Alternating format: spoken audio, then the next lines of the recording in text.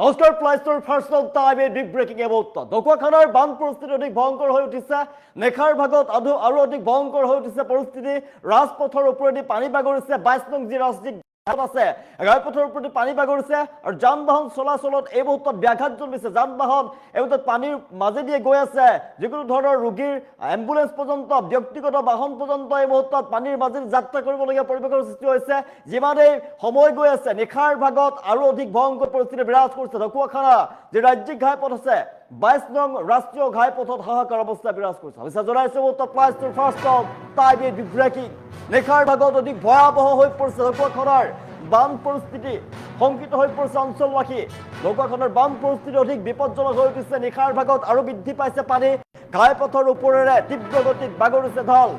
অৰুণাচলৰ পৰা বাগৰি অহা পানীৰ ঢল এই মুহূৰ্তত ৰাজপথত প্ৰলয়ংকাৰী বানৰ সৃষ্টি কৰিছে বানৰ প্ৰলয়ংকাৰী ৰূপৰ পাছতে শংকিত হৈ পৰিছে সমগ্ৰ অঞ্চলবাসী ঢকুৱাখানাৰ ৰাজ্যিক ঘাইপথৰ ওপৰেদি পানী বাগৰিছে শীঘ্ৰে প্ৰশাসনৰ সতৰ্কতা লোৱাৰ দাবী জনাইছে ৰাইজৰ ফালৰ পৰা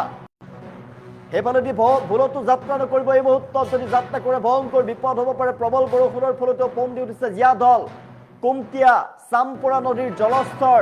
আৰু এইভাবে এতিয়া সমগ্ৰ সেই নদী কাষৰীয়া অঞ্চলবাসী সাৱধানে থাকক অৰুণাচল প্ৰদেশত ভয়াবহ ৰূপত বৰষুণ হৈছে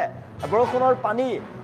নেৰানেপেৰা বৰষুণৰ পানী এই মুহূৰ্তত হুৰা ঘূৰে নামি আহিছে এতিয়া অসমলৈ ঢকুৱাখানা ঘিলামৰা 22 নং ৰাজ্যিক ঘাইপথ চামপৰা দলঙৰ ওপৰেদি পানী বাগৰিছে নিখাৰ ভাগত অধিক ভয়ংকৰ হৈ পৰিছে পৰিস্থিতি যিকোনো মুহূৰ্তত বন্ধ হৈ পৰিব পাৰে যাতায়াত ব্যৱস্থা আৰু সাৱধানে থাকক সতৰ্ক হৈ থাকক এই সমগ্ৰ অঞ্চলবাসী যি বৃহত্তৰ অঞ্চল আছে অঞ্চলবাসীৰ জনতা যিকোনো মুহূৰ্ততেই সাৱধান হৈ থাকক অধিক ভয়াবহ হৈ পৰিছে ঢকুৱাখানাৰ বান পৰিস্থিতি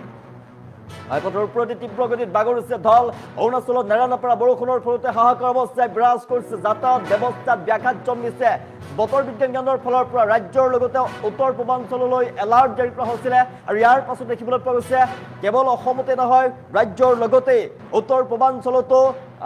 সাংঘাতিকভাৱে বৰষুণ দিছে বতাহ ধুমুহাৰ তাণ্ডৱ লীলা চলিছে আৰু অৰুণাচলত নেৰানেপেৰা বৰষুণৰ ফলতে এতিয়া হাহাকাৰ অৱস্থাই বিৰাজ কৰিছে এতিয়া ঠায়ে ঠায়ে যাতায়াত ব্যৱস্থা স্থবিৰ হৈ গৈছে যাতায়াত ব্যৱস্থাত ব্যাঘাত জন্মিছে পাহাৰীয়া অঞ্চলসমূহত পাহাৰ খহি পৰিছে যাতায়াত ব্যাহত হৈ পৰা দেখিবলৈ পোৱা গৈছে মানুহৰ হাহাকাৰ অৱস্থা অৰুণাচল প্ৰদেশতো আৰু অৰুণাচল প্ৰদেশত নেৰানেপেৰা যি বৰষুণ দি আছে সেই পানীৰ ঢল অসমলৈ নামি আহিছে অসমলৈ যদি নামি আহিছে আৰু উত্তৰ অসমৰ যি বৃহত্তৰ অঞ্চল আছে উত্তৰ অসমৰ বৃহত্তৰ অঞ্চল ক্ষতি কৰিব পাৰে আমি দেখুৱাইছোঁ দৃশ্যাংশ আমি দৃশ্যাংশ দেখুৱাইছোঁ সেয়া ঢকুৱাখানাৰ ৰাজ্যিক ঘাইপথৰ দৃশ্যাংশ আমি দেখুৱাইছোঁ 22 নং ৰাজ্যিক ঘাইপথৰ দৃশ্যাংশ আৰু সেই ঘাইপথৰ ওপৰেদি হুৰা ঘূৰে পানী বাগৰিছে যিমানেই সময় গৈ আছে নিশাৰ ভাগত আৰু অধিক পৰিস্থিতি অধিক ভয়াবহ দিশে গতি কৰিছে আৰু সেইবাবে সকলো অঞ্চলবাসীকে জনাইছোঁ সেই অঞ্চলত যদি আপুনি সেই অঞ্চলৰ বাসিন্দা তেনেহ'লে আপুনি অধিক সতৰ্কতা অৱলম্বন কৰক আৰু প্ৰশাসনে কিবা যদি নিৰ্দেশ প্ৰদান কৰে তাৰ পৰা আপুনি গুচি যাওক সেই অঞ্চলত তীব্ৰ বানৰ সৃষ্টি হৈ পৰিছে এই মুহূৰ্তত ভয়ংকৰ বান পৰিস্থিতিৰ মাজেৰে কিন্তু যাত্ৰা কৰিছে বিপদসংকুলভাৱে যাত্ৰা কৰিছে যান বাহনসমূহে আৰু দৃশ্যাংশ দেখুৱাইছে ইখনৰ পিছত সিখন বাহন যাত্ৰা কৰিছে ইখনৰ পিছত সিখন বাহন লৈ তাৰ যাত্ৰীসকলে যাত্ৰা কৰিছে বানৰ মাজতেই যাত্ৰা কৰা দেখিবলৈ পোৱা গৈছে নিশাৰ ভাগত যিমানেই সময় পাৰ হৈ গৈ আছে সিমানেই কিন্তু অধিক ভয়াবহ পৰিস্থিতি বিৰাজ কৰা দেখিবলৈ পোৱা গৈছে দিনৰ ভাগত যি পৰিস্থিতি আছিলে নিশাৰ ভাগত কিন্তু আৰু বৃদ্ধি পাইছে আৰু মাছ নিশালৈ আৰু ভয়াবহ পৰিস্থিতিৰ সৃষ্টি হ'ব পাৰে শংকিত হৈ পৰিছে সমগ্ৰ অঞ্চলবাসী নিশাৰ ভাগত অধিক ভয়াবহ হৈ পৰিছে পৰিস্থিতি ঢকুৱাখানাৰ বান পৰিস্থিতি অধিক ভয়ংকৰ ৰূপে গতি কৰিছে বানৰ প্ৰলয়ংকাৰী ৰূপ দেখিবলৈ পোৱা গৈছে শংকিত হৈ পৰিছে সমগ্ৰ অঞ্চলবাসী ইতিমধ্যে খেতিপথাৰ যি বৃহত্তৰ অঞ্চলত খেতিপথাৰ আছিল খেতিপথাৰ প্লাবিত হৈ গৈছে মানুহৰ ঘৰ দুৱাৰত প্ৰৱেশ কৰিছে বানে যিকোনো মুহূৰ্ততে ঘৰ দুৱাৰৰ ভিতৰত সোমাব পাৰে ঘৰ দুৱাৰৰ ভিতৰত প্ৰৱেশ কৰিব পাৰে মানুহৰ চোতাল পৰ্যন্ত পানী সোমোৱা দেখিবলৈ পোৱা গৈছে আৰু নদী কাষৰীয়া অঞ্চলবাসী দাঁতি কাষৰীয়া যি অঞ্চলবাসী এইকেইখন নদীৰ কথা আমি জনাইছোঁ জীয়া ঢল কুমটিয়া চামপৰা নদীৰ যি অঞ্চলৰ যি দাঁতি কাষৰীয়া যি ৰাইজ আছে জনতা আছে সেই জনতা বিশেষভাৱে সাৱধান হৈ থাকক আপোনালোকে সতৰ্ক হৈ থাকক আৰু পৰাপক্ষত আপোনালোকে সেই স্থান ত্যাগ কৰক যদি নদীৰ দাঁতি কাষৰীয়া অঞ্চলত একেবাৰে কাষত আপোনালোকে আছে যদি মথাউৰিৰ কাষত যদি আপোনালোকে বাস কৰিছে তেনেহ'লে তাৰ পৰা গুচি যোৱাই ভাল কিয়নো নিশাৰ ভিতৰত যদি ভয়াবহ বান পৰিস্থিতি বিৰাজ কৰিছে যদি মথাউৰি ভাগি যোৱাৰ সম্ভাৱনা আছে কাৰণ জলস্তৰ ফেনে ফুটুকাৰে ওফন্দি উঠিছে জলস্তৰ নদীৰ জলস্তৰ বৃদ্ধি পাইছে মথাউৰি ভাগি যাব পাৰে আৰু নদীৰ ওপৰতে পানী যদি বাগৰি আহে দাঁতি কাষৰীয়া যি অঞ্চল আছে দাঁতি কাষৰীয়া অঞ্চলত যদি আৰু বৃদ্ধি পায় এতিয়া নদীৰ পানী জলস্তৰ বৃদ্ধি পোৱাৰ ফলতে কিছু অঞ্চল প্লাবিত হৈ পৰিছে যদি আৰু অধিকভাৱে ভয়াৱহভাৱে যদি নদীৰ পানীটো বৃদ্ধি পায় তেনেহ'লে কিন্তু দাঁতিকাষৰীয়া যিসমূহ নদীৰ দাঁতিকাষৰীয়া অঞ্চল আছে সেই অঞ্চলত বিস্তৰ ক্ষতি সাধন কৰিব মানুহৰ অৱস্থা নাইকিয়া পৰিৱেশৰ সৃষ্টি হ'ব আৰু সেইবাবে আপুনি সজাগ হৈ থাকক সতৰ্ক হৈ থাকক আমি দৃশ্যাংশ দেখুৱাই আছোঁ এয়া ৰাজপথৰ ওপৰেদি পানী বাগৰিছে 22 নং যি ৰাজপথ আছে ৰাজপথৰ ওপৰেদি পানী বাগৰিছে ৰাজ্যিক ঘাইপথৰ ওপৰত চামপুৰা দলঙৰ ওপৰেদি বাগৰিছে পানী আৰু যিকোনো মুহূৰ্ততে বন্ধ হৈ পৰিব পৰা যাতায়াত চলি আছে বিপদসংকুলভাৱে যাত্ৰা কৰিছে এতিয়া কিন্তু যিকোনো মুহূৰ্তত যাতায়াত বন্ধ হৈ পৰিব পাৰে আৰু সেইবাবে আপুনি সাৱধানে থাকক এতিয়া শংকিত হৈ পৰিছে সমগ্ৰ অঞ্চলবাসী আপোনাক জনাই আছোঁ আপোনাৰ বাবে সাৱধান আপুনি এই অঞ্চলৰ দি যদি যাত্ৰা কৰিম বুলি ভাবিছিলে 22 নং ৰাজ্যিক ঘাইপথৰে যদি আপুনি যাত্ৰা কৰিম ভাবিছিলে তেনেহ'লে আপুনি নাহিব এইফালেদি আপুনি যাত্ৰা নকৰিব আপুনি অন্য বিকল্প পথৰ সন্ধান কৰক কাৰণ এই পথত নিশাৰ ভাগত যিমানে সময় বৃদ্ধি হৈ গৈ আছে সিমানে কিন্তু পৰিস্থিতি অধিক ভয়াৱহ দিশে গতি কৰিছে আৰু সেই অঞ্চলৰ জনতাক বাৰম্বাৰ জনাইছোঁ যে আপোনালোকে সাৱধানতা অৱলম্বন কৰক আৰু পৰাপক্ষত সেই স্থান আপোনালোকে যদি বেছি বান পৰিস্থিতি অধিক ভয়াৱহ বান পৰিস্থিতি যদি বিৰাজ কৰে তেনেহ'লে সেই স্থান আপোনালোকে পৰিত্যাগ কৰক আৰু অন্য স্থানলৈ আপোনালোকে গুচি যাওক নিশাৰ ভাগত অধিক ভয়াৱহ পৰিস্থিতি বিৰাজ কৰিছে ঢকুৱাখানাৰ বান পৰিস্থিতি অধিক ভয়ংকৰ শংকিত হৈ পৰিছে অঞ্চলবাসী উজনি অসমত ভয়ংকৰ বান পৰিস্থিতি বিৰাজ কৰিছে উজনি তছনছ কৰি পেলাইছে এফালৰ পৰা 4খনকৈ ডিষ্ট্ৰিক্টত বান হৈছিলে তাৰে ভিতৰত 3খন ডিষ্ট্ৰিক্টত সাংঘাতিক বান আৰু 2খন ডিষ্ট্ৰিক্টত একেবাৰে অৱস্থা বেয়া শিৱসাগৰ চৰাইদেউ ডিষ্ট্ৰিক্টত অৱস্থা একেবাৰে বেয়া তাৰ বান পৰিস্থিতি এতিয়া ভয়ংকৰ বান পৰিস্থিতি মাৰ যোৱাই নাই এই মানুহৰ আৰ্তনাদ শুনিবলৈ পোৱা গৈছে মানুহৰ হাহাকাৰ অৱস্থা বানপীড়িত লোকে শিবিৰত বাস কৰিবলগীয়া পৰিৱেশৰ সৃষ্টি হৈছে মানুহে সকলো ফালৰ পৰা চৰকাৰ দল সংগঠনৰ ফালৰ পৰা বিভিন্ন ধৰণৰ ছ'চিয়েল মিডিয়া ইনফ্লুৱেঞ্চাৰ সকলৰ ফালৰ পৰা সামাজিক কাম কাজ কৰে তেওঁলোকৰ ফালৰ পৰা বা মানুহে মানুহৰ বাবে যথেষ্ট সহায় কৰিছে ইজনৰ পিছত সিজন মানুহে শ্ৰমদান কৰিছে বিভিন্ন পন্থাৰে সহায় কৰিছে যিয়ে যেনেকৈ পাৰে ৰাইজক সহায়ৰ দিশে আগবাঢ়িছে হাহাকাৰ অৱস্থা সকলোৱে প্ৰাৰ্থনা কৰিছে যাতে ভয়ংকৰ বিপদ নাহে বৰষুণ যাতে নাহে বৰষুণ ইমানতে ক্ষান্ত হৈ পৰে তাৰ আশা কৰিছে ভগৱানৰ ওচৰত প্ৰাৰ্থনা কৰিছে সমগ্ৰ ৰাজ্যবাসীয়ে ইমানতে যাতে বান পৰিস্থিতি শান্ত তাৰ কামনা কৰিছে কিন্তু ইয়াৰ মাজতে উত্তৰ পূৰ্বাঞ্চলত এলাৰ্ট জাৰি কৰা হৈছিলে ৰাজ্যত এলাৰ্ট জাৰি কৰাৰ পাছতে উত্তৰ পূৰ্বাঞ্চলৰ ৰাজ্যত নেৰানেপেৰা বৰষুণ ধাৰাসাৰ বৰষুণ আৰু ইয়াৰ ফলত আতংকিত হৈ পৰিছে এতিয়া বাৰাক্ৰান্ত লোকসকল আতংকিত হৈ পৰিছে আৰু আতংকিত হৈ পৰিছে এতিয়া অসমৰ জনতা আতংকিত হৈ পৰিছে কিয়নো এনেদৰে যদি নেৰানেপেৰা বৰষুণ উত্তৰ পূৰ্বাঞ্চলত অব্যাহত থাকে তেনে নাগালেণ্ডৰ পানী যেনেদৰে বৈ আহিলে উজনিৰ ফালে তেনেদৰে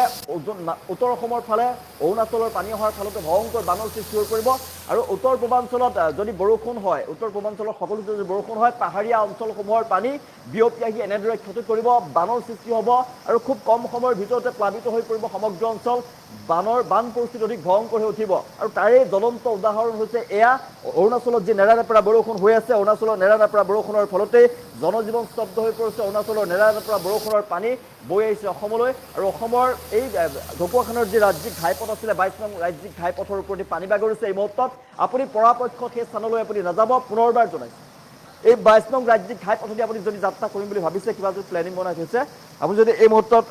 গম নাপায় তেনেহ'লে এই পথেদি আপুনি যাত্ৰা নকৰিব তাৰ সলনি আপুনি বিকল্প পথৰ সন্ধান কৰক নহ'লে কিন্তু ভয়ংকৰ বিপদৰ সন্মুখীন হ'ব